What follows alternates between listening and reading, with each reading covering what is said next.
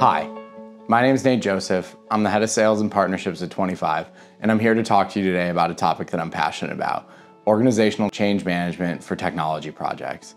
What is organizational change management? At its very core, it's getting your people on board with a new set of technology and tools to allow them to make their lives easier and adopt technology to replace mundane manual tasks. The thought of it and the thought of using technology to do this is always there, it's always present, and everybody wants to do it. The problem is typically within the execution. You may not know this, but 40% of projects fail. And these are the large-scale transformation projects all the way down to a smaller, independent one-off solution.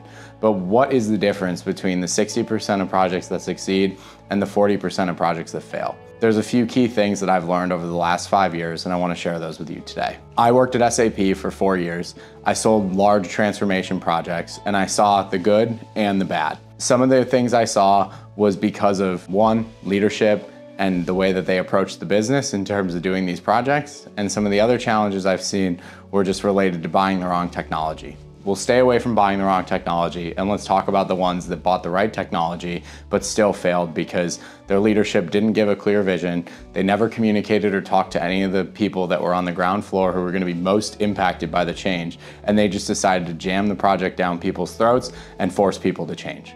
That never works. Let's start with the human side of things, because there's two sides to every project. There's the human side, and then there's the technology side. Technology is technology.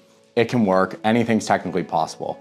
But when you're dealing with humans, with emotions, with feelings, with a lot of different thoughts, you're not always dealing with rational beings. As a result of that, if the project doesn't start out with a rock solid foundation, with a very clear vision of why we're doing this, what the ultimate goal is in terms of what we're accomplishing, and why it actually makes the life of somebody else better, you're gonna be met with a lot of resistance internally. I've seen it happen in multiple projects, and a lot of the times it's because leadership teams make decisions in a vacuum and then tell their people what's going on after the fact. One thing that you can do to change it is, if you're a company that's looking to change your ways and you're looking to upgrade your technology and you're looking across your business, you need to speak to the people that own the processes today, understand what do they like about it, what do they dislike, what do they want to change, and what do they want to keep. The problem that I see in a lot of these projects is nobody does this upfront homework. They just say, we have a problem, we know it costs us money, we know that there's a solution out there that can help us save money and save time, and they say, let's go buy it. But the issue is that there's things people like about the old process. There's things that people clamor to. People hate change. At the core of things, at the end of the day, people do not like to change. People wait until the very last second before something is gonna go completely wrong before they decide to change. So when you're looking at a technology project, it's no different than changing a lifestyle habit, quitting smoking, quitting a nasty habit that is impacting your life. Ultimately, it's up to you as a business leader to help steer your business and guide your people. But if you don't listen to your people, which is the core competency and the core issue that I see in these projects, your project will fail. And it will be because there are more people in your business that don't want to do it than leaders to tell them that they need to. Some of the ways that you can mitigate this is, again, surveying your people to understand the change up front, helping communicate why it's important to not only the business, but what's in it for the core individual person as a result of this change. Maybe it's you're freeing somebody up from 30 hours of admin work every single week to cut that to 5 hours of admin work every week. If you save somebody 25 hours a week in their day job and there's somebody that just enters data into a spreadsheet, I bet they're gonna be pretty excited about that. But if you tell them that we're getting a new tool because we need to increase our efficiency and profitability and things that someone at the bottom frankly doesn't care about, you're missing the point. That's the first step. The second step is you need to make sure that the technology that you pick is right for your business. And I get it. Every software evaluation is not gonna have a one side, everybody wants one product, and then everybody else hates the other one.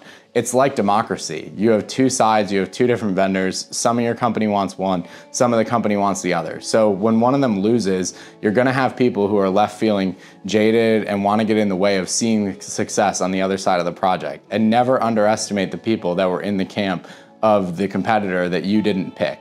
So you have to talk to those people. You have to understand what their concerns are with the technology that you chose to move forward with and get them on board, because ultimately they will slow things down, they will cause delays, and they will break your bottom line and ultimately end up having you spend twice as much or 3 times as much as you had originally planned. It sounds very easy in principle. It sounds like a no-brainer. It sounds like something everybody would do, right? But when you're an executive and you're faced with pressures from your board, from your investors, from Wall Street, you're not making decisions thinking about everybody. You're thinking about the business, you're thinking about the company, you're thinking about profitability. That's your job. But at the end of the day, there's a further element to it that you need to take into consideration, and that's your people. Your people matter, they care, they want to see the business be successful, but if they don't understand from a technology standpoint what's in it for them, they're not going to get on board. Hopefully you've learned something today. Hopefully there's something that you can take out of this video and go and implement in your daily strategy today. Because I promise you, if you do this, your projects will be easier, they'll be smoother. Of course, there will still be bumps, but it won't end up overrunning by 2-3x the cost, and you'll get live a lot faster and increase that time to value in your new solution. If you have any questions, reach out. I'm more than happy to talk to you about this topic. I've seen a lot of projects. I've seen them be wildly successful, and I've also seen them crash and burn. We'd like to avoid the latter, but the reality is that's what happens in these large transformational projects. And at the end of the day, it's all around change and how you manage it and how you manage your people. Look forward to hearing from you. Thanks.